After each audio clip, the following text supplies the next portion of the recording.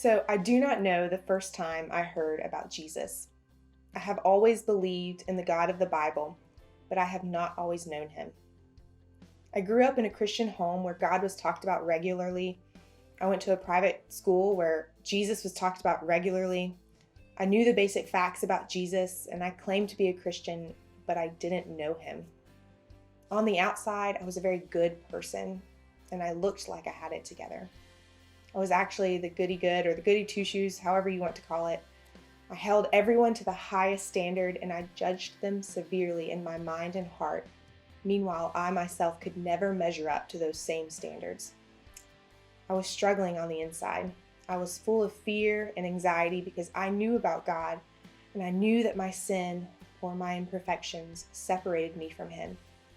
On the outside, I was clean, but privately, I struggled with so many secrets and secret sins, and instead of confess my need for Jesus, I tried to cover it up by being better and doing good things. I wanted to earn favor with God, and this was my life until college. My junior year of college, my life changed. I was tired of trying to prove myself good because I knew I was not good enough. I was tired of being scared. I was tired of doubting if I knew God. A leader in my church met with me and asked me questions I had been wondering about for a while.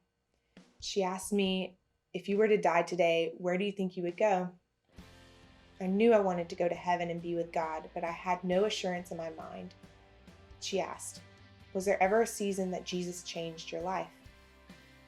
I was still the same I had always been, afraid, filled with anxiety, striving for perfection, struggling with secrets and with sin.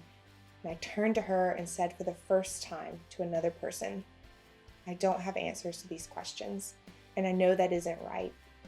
She agreed, and in that moment, I confessed that I was striving to reach God, and I was coming up short because I could not defeat my own sin.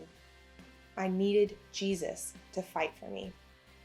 In 1 John 1:9, it says, if we confess our sins, he is faithful and just and will forgive us our sins and purify us from all unrighteousness. It also says in 1 John that Jesus is our advocate with God the Father. He stands in our place when we surrender to him. And Jesus lived the perfect life that I was striving to live.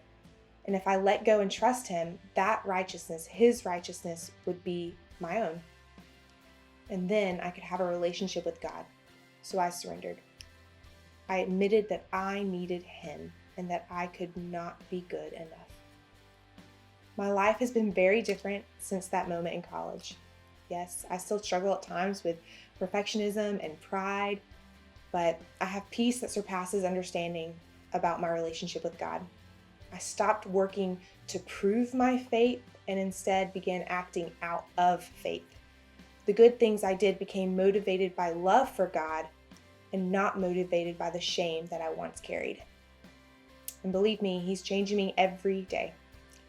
I now have a passion for studying the Bible and teaching the Bible and sharing about Jesus. And this has all led me to Brooklyn, 1,000 miles from my family and hometown, where I get to teach and serve at Cornerstone.